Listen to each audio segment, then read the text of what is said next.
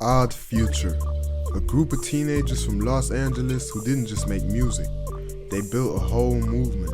Led by Tyler the Creator, alongside names like Earl Sweatshirt and Frank Ocean, and many more. This wasn't just your typical rap group, they were loud, unfiltered, and completely different from anything else at the time. At a moment where the industry was polished and predictable, Odd Future came in and did the exact opposite. DIY videos, chaotic energy, and controversial lyrics, and a fan base that grew faster than anyone could ever expect. But what makes their story so interesting isn't just how they blew up, it's how they actually managed to do it. No major label pushes in the beginning, no traditional industry cosigns, just the internet, creativity, and a group of friends who believed in what they were building. And in this video, we're gonna break down how Odd Future came up, how they took over the internet, and how each member went on to build their own legacy.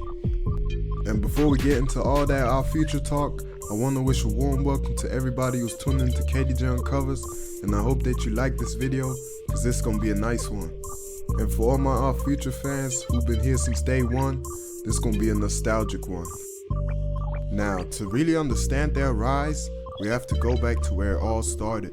Because before the fame, the tours, and the global recognition, Odd Future was just a group of kids in Los Angeles making music for fun. Most of them met through skating with each other, school, and mutual friends. And what brought them together wasn't just rap, it was creativity in general.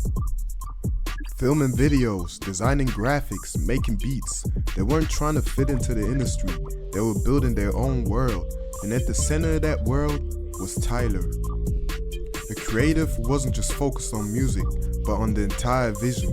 From production to visuals to branding, he was shaping what Odd Future would become for the world how we know it today.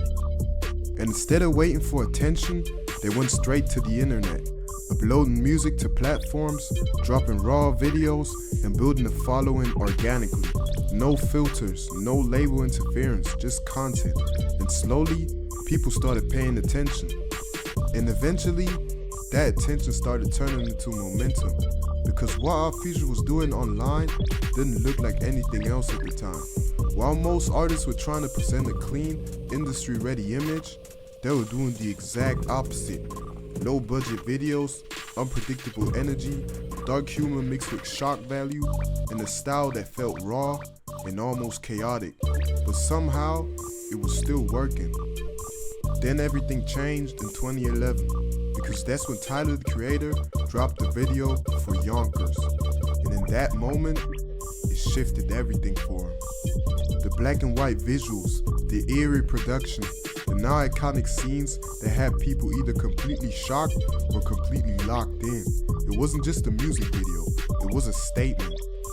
And almost overnight, Tyler, and by extension Odd Future, went from underground internet buzz to mainstream attention.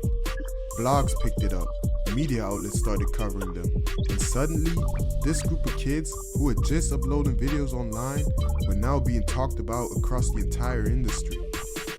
But with that attention came controversy, because Odd Future wasn't trying to be safe. Their lyrics, their interviews, their behavior, it all pushed the boundaries, and not everyone was ready for that. Critics started calling them out. Media outlets questioned their message. Some people labeled their content as extremely offensive, extreme, or even dangerous.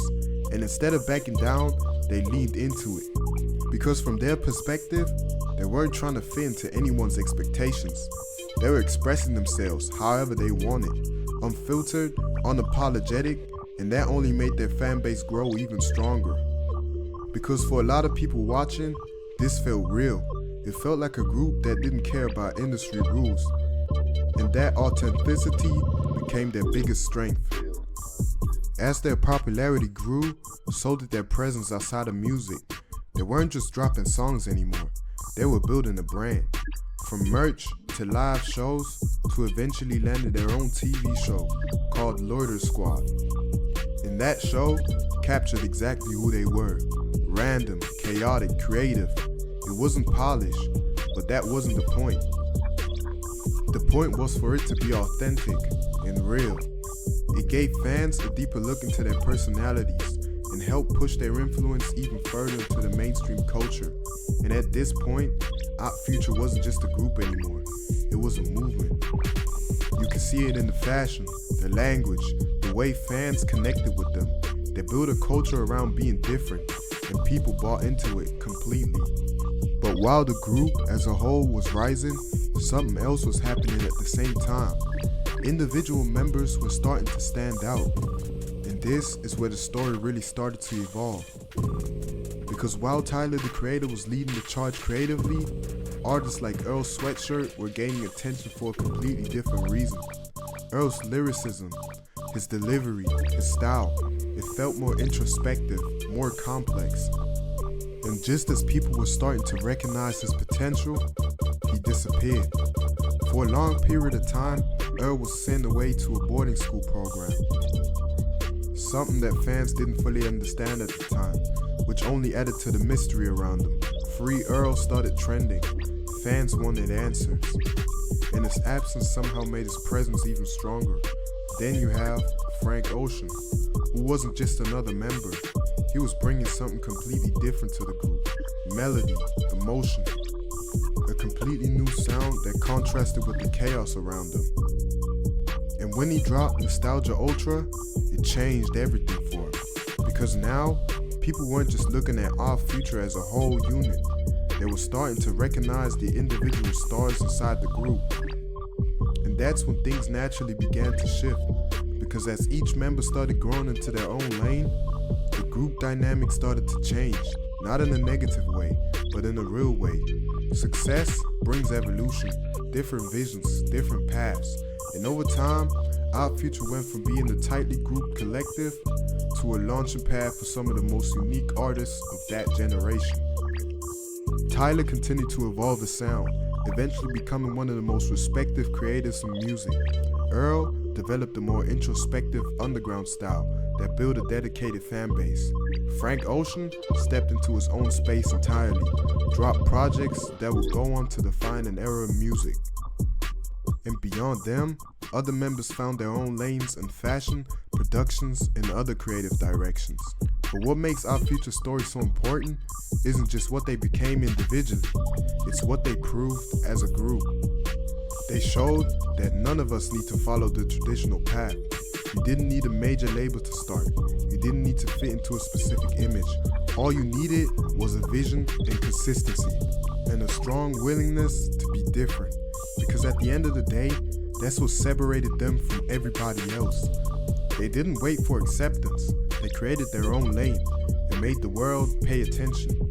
And even now, years later, you can still feel their influence, not just in music, but in internet culture, branding, and how artists built their careers from the ground up.